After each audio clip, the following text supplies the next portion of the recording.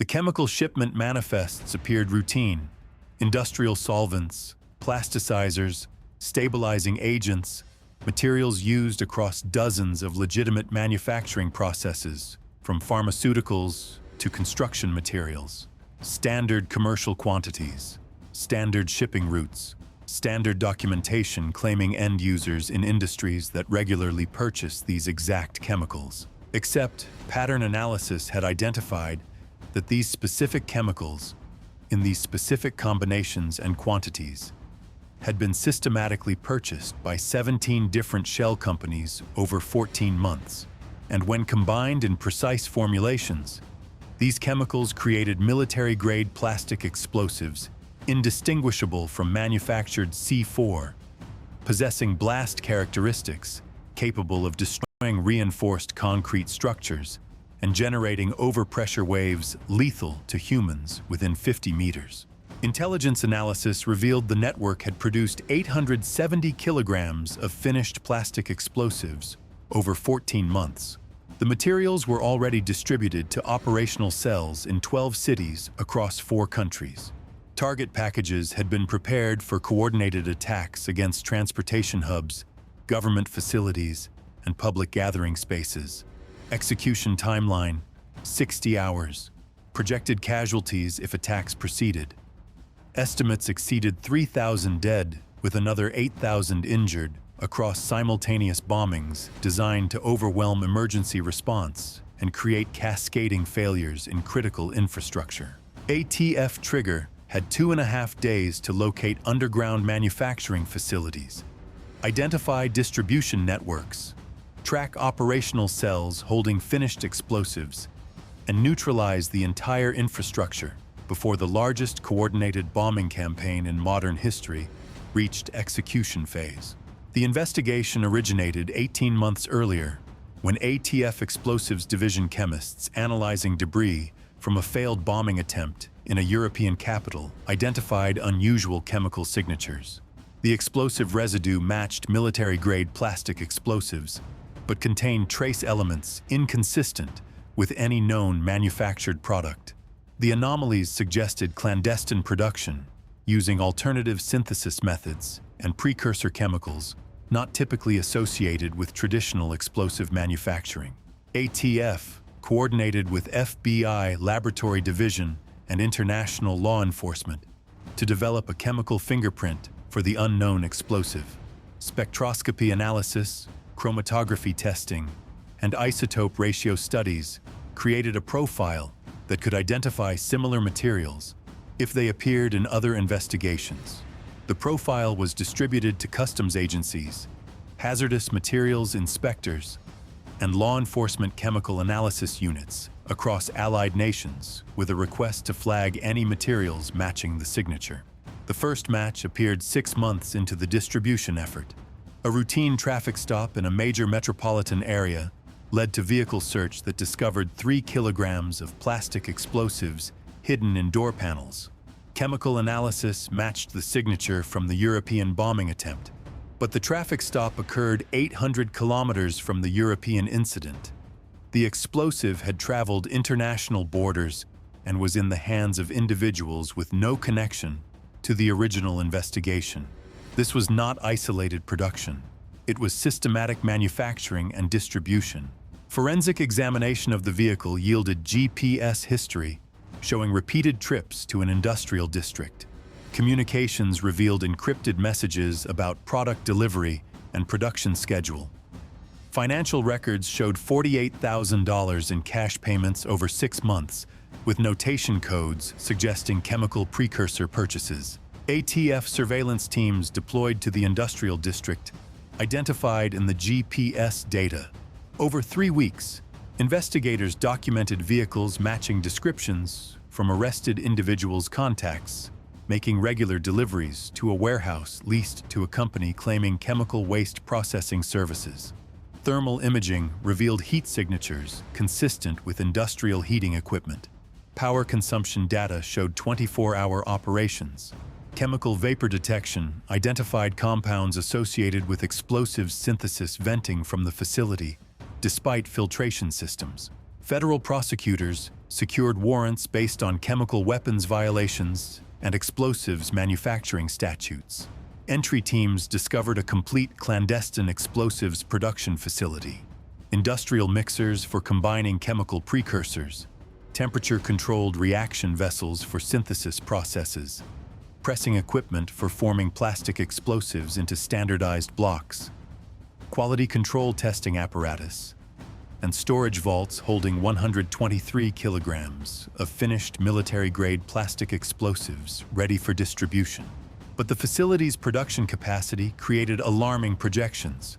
Equipment specifications and chemical precursor inventory indicated monthly production exceeding 60 kilograms.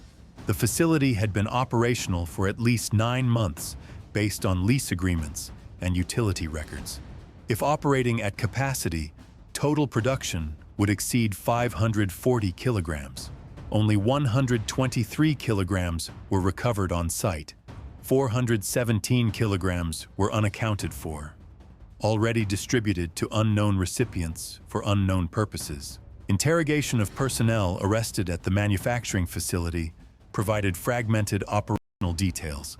They acknowledged production activities, but claimed limited knowledge of distribution networks or final employment purposes. However, encrypted communications seized during the raid contained shipping schedules, delivery confirmations, and recipient codes, suggesting systematic distribution to multiple cells across broad geographic areas.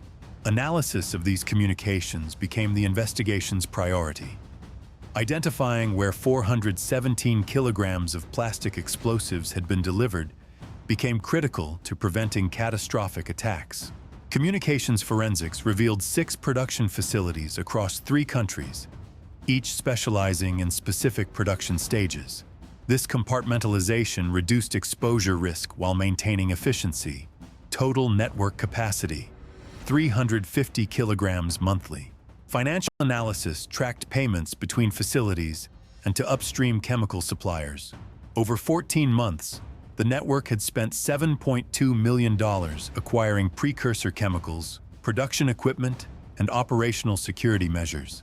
These expenditures indicated serious organizational backing and long-term operational planning. This was not amateur improvisation.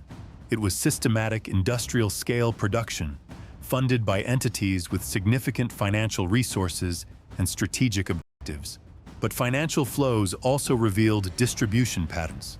Payments from the manufacturing network to transportation companies, storage facility operators, and logistics coordinators mapped a distribution infrastructure spanning 12 cities across 4 countries.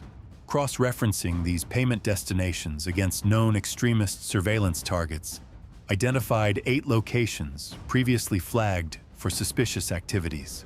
These addresses became immediate surveillance priorities. Simultaneous surveillance of all 8 locations began within 48 hours of the initial facility raid.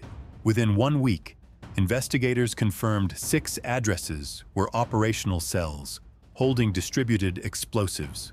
Electronic surveillance detected communications using terminology consistent with attack planning. Target verification, timing coordination, maximum effect placement. Vehicle tracking showed reconnaissance activities at potential target locations, including transportation hubs, government buildings, and public venues. The operational cells were not simply storing explosives, they were in active preparation for employment. Geographic analysis of surveillance targets revealed a disturbing pattern. 3 cells were positioned near major international airports. 2 cells operated near central train stations, serving combined daily passenger volumes exceeding 200,000 people. 1 cell maintained surveillance on a government complex housing multiple federal agencies, with daily personnel exceeding 12,000. The cells were positioned to strike high-value targets where single attacks could generate mass casualties and maximum psychological impact. But the timeline analysis created immediate urgency. Decrypted communications between cells contained repeated references to synchronized deployment and Friday execution window. Cross-referencing these messages against calendar dates and known event schedules identified the target timeframe. An upcoming long holiday weekend when public venues would experience maximum crowding, when government facilities would operate with reduced security staffing, when emergency response capabilities would be stretched by holiday travel demands. The network had selected their attack window to maximize casualties and complicate interdiction efforts. Intelligence fusion across all seized communications, surveillance data, and financial records reconstructed the complete attack plan. 12 operational cells positioned in 4 countries, each holding between 20 and 60 kilograms of plastic explosives. Targets identified included 6 transportation hubs during peak travel periods, 3 government facilities during business hours, and 3 public gathering spaces hosting events with attendance exceeding 10,000 people. Attack coordination called for simultaneous detonations across all targets within a 3-hour window, creating dozens of mass casualty events that would overwhelm emergency response systems and generate cascading infrastructure failures. Engineering analysis assessed probable outcomes. Plastic explosives in the quantities distributed to operational cells, properly placed in structural weak points, could collapse reinforced buildings, destroy transit infrastructure, and create overpressure zones lethal to unprotected individuals within 50-meter radius. An airport terminal bombing with 40 kilograms of plastic explosives during peak travel could generate casualties exceeding 500 dead, with another 1,000 injured. Train station attacks during morning commute periods could produce similar results. Government facility attacks during business hours would kill hundreds of personnel and compromise critical operational capabilities. The cumulative casualty projections exceeded 3,000 dead across all planned attacks, with injured estimates reaching 8,000.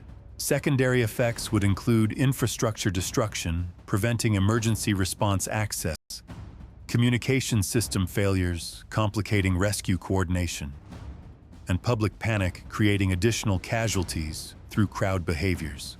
The simultaneous nature of attacks would prevent mutual aid responses. Every jurisdiction would face mass casualty events with only local resources available, maximizing death tolls through delayed medical intervention. Timeline verification through multiple intelligence sources confirmed execution window. The holiday weekend began Friday at 1800 hours, 60 hours from confirmation of the timeline. Communications between cells indicated final authorization would be transmitted 36 hours before first detonations, providing operational security while ensuring coordination. If ATF Trigger delayed interdiction beyond the authorization transmission, cells might accelerate timelines or disperse to backup locations, making complete network neutralization impossible. Federal coordination expanded to unprecedented international scope. A TF Explosives Division provided technical expertise on explosive capabilities, placement strategies, and render-safe procedures. FBI Counterterrorism Task Force managed intelligence fusion across all identified cells and coordinated with international partners. Department of Homeland Security elevated threat levels for transportation and government facilities.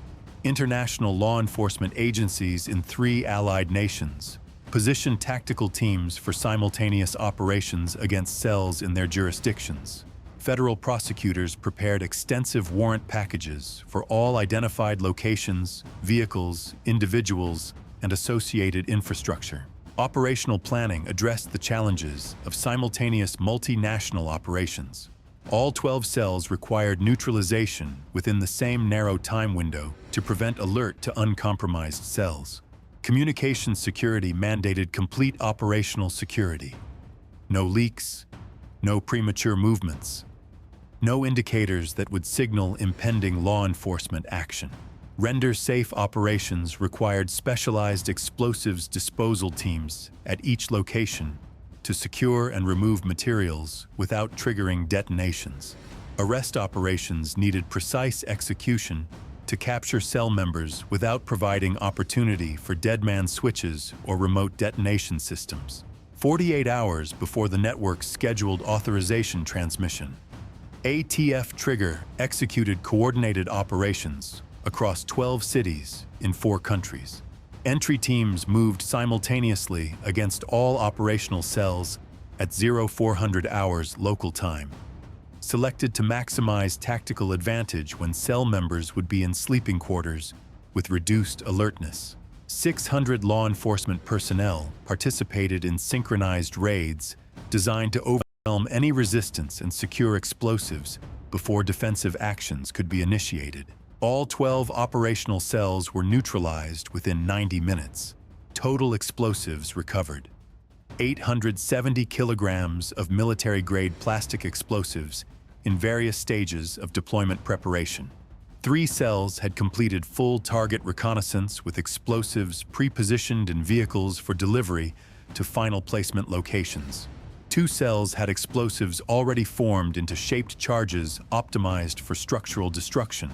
4 cells maintained explosives in storage with detailed placement diagrams for intended targets. 3 cells were in active device construction, using sophisticated timing mechanisms and anti-handling protections. Additional locations beyond the 12 identified cells were compromised through intelligence gathered during initial raids. Surveillance of communications patterns identified 4 support locations, serving as safe houses, coordination centers, and backup storage facilities. Raids on these locations yielded an additional 190 kilograms of plastic explosives, bringing total recovered materials to 1,060 kilograms, exceeding initial intelligence estimates by 20%. The network had been more extensive than investigators initially assessed. Arrests totaled 67 individuals across all locations. Cell leaders trained in explosives employment and attack planning, technical specialists skilled in device construction and placement, logistics coordinators who had distributed materials and coordinated timing, network leadership who had planned and directed the overall operation, and support personnel who had provided safe houses and communications infrastructure. Interrogations revealed international terrorist organization backing with strategic direction from leadership operating in active conflict zones. Forensic analysis of recovered explosives confirmed the manufacturing network's sophistication. Chemical analysis verified all materials matched the signature from the original European bombing investigation, confirming systematic production across multiple facilities using standardized formulations. Quality testing revealed explosive performance characteristics equivalent to military-manufactured C4, indicating production expertise and quality control far beyond typical clandestine operations. Documentation recovered from cells included technical manuals, placement diagrams, and timing sequences suggesting professional military training in explosive employment. Device construction revealed advanced capabilities, timing mechanisms with multiple redundancies, anti-handling systems triggering detonation if disturbed, remote activation for simultaneous command detonation, and victim-activated triggers targeting first responders. These were professionally engineered weapons designed for maximum lethality. Target analysis quantified what the interdiction prevented. The airport terminal attacks during holiday travel peak would have struck when passenger volumes exceeded normal capacity by 40%. Engineering models projected structural collapse from properly placed charges would trap hundreds beneath debris, while blast overpressure would kill hundreds more in adjacent terminal sections. Secondary fires from damaged fuel systems would compound casualties and prevent rescue access for hours. Train station attacks during morning commute would strike platforms hosting maximum crowding with density exceeding 6 persons per square meter. Blast overpressure in confined underground spaces would be lethal within 50 meters with severe injuries to hundreds beyond. Structural collapse would trap thousands, requiring days of rescue operations. Government facility attacks during business hours would strike at maximum personnel occupancy. Explosives at structural load points would trigger progressive collapse on thousands of employees, Targeted facilities housed critical law enforcement and intelligence operations. Destruction would compromise national security while generating massive casualties. Public gathering space attacks, targeted events with attendance exceeding 10,000 people. Large concerts, sporting events, cultural festivals, venues where crowds created ideal conditions for mass casualty terrorism. Explosive placement in entry points, support structures, or confined spaces would maximize casualties through blast effects, structural collapse, and panic-driven crowd crushes. Death tolls at any single event could exceed 500, with thousands more injured. So the network's plan called for all attacks to occur within a 3-hour window. First detonations scheduled at 1800 hours would strike commuters and travelers beginning holiday weekend departures. Second wave at 1930 hours would target evening events and gatherings. Final attacks at 2100 hours would strike late travelers and government facilities during shift changes.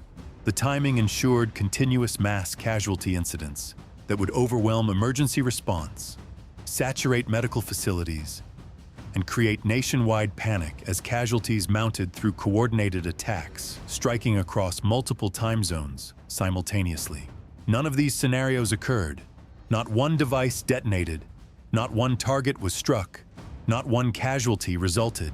The operational cells never received authorization transmission. The explosives never reached final placement locations. The timing sequences never activated. The targets remained secure, and their normal operations continued without interruption or incident. Federal prosecution produced 67 convictions for terrorism conspiracy, explosives manufacturing and trafficking, and conspiracy to commit mass murder. Network leadership received multiple life sentences without possibility of parole. Cell leaders and technical specialists received terms ranging from 40 to 60 years. Support personnel received sentences from 20 to 35 years. International cooperation enabled prosecution of upstream conspirators who had provided funding, training, and strategic direction. Additional arrests in 5 countries produced sentences exceeding 300 combined years. Asset forfeiture operations seized $7.8 million in network funds traced through cryptocurrency exchanges and shell company accounts. All recovered explosives, manufacturing equipment, precursor chemicals, and device components were destroyed under controlled conditions at military demolition facilities. The 6 manufacturing facilities were dismantled with all equipment rendered permanently inoperable and facilities decontaminated of chemical residues. Investigation findings prompted enhanced chemical precursor monitoring systems across allied nations. Import tracking for chemicals capable of explosive synthesis now incorporates pattern analysis to identify systematic procurement by multiple entities. International information sharing protocols enable real-time flagging of suspicious purchasing patterns before materials accumulate to operationally significant quantities. Manufacturing facility inspections now include chemical vapor monitoring and power consumption analysis to detect clandestine production activities. ATF Trigger prevented the largest coordinated bombing campaign in modern counterterrorism history. 12 operational cells neutralized. 1,060 kilograms of military-grade plastic explosives secured. 60 coordinated attacks prevented across transportation hubs, government facilities, and public gathering spaces. 3,000 projected deaths averted. 8,000 projected injuries prevented. Critical infrastructure protected. National security capabilities preserved. The explosives were manufactured, distributed, and positioned. Cells were trained and prepared. Targets were selected and surveilled. Devices were constructed with sophisticated timing and anti-handling systems. Authorization transmission was scheduled 48 hours before execution. Every element necessary for mass casualty terrorism was in place and ready for employment against civilian populations. ATF Trigger's interdiction occurred 48 hours before scheduled authorization, 60 hours before first planned detonation. The investigation that began with chemical analysis of a failed European bombing expanded through 18 months of intelligence gathering, pattern analysis, international coordination, and synchronized operations that identified and neutralized the entire network before a single device could be employed against its intended target. Communities remained safe. Travelers reached destinations without incident. Government personnel continued operations without attack. Public events proceeded as planned. Emergency services never faced mass casualty response. Medical systems were never overwhelmed. The catastrophe planned for Friday evening 1800 hours never occurred because ATF Trigger stopped the operation while explosives were still in staging locations, cells were still in preparation phases, and authorization had not been transmitted.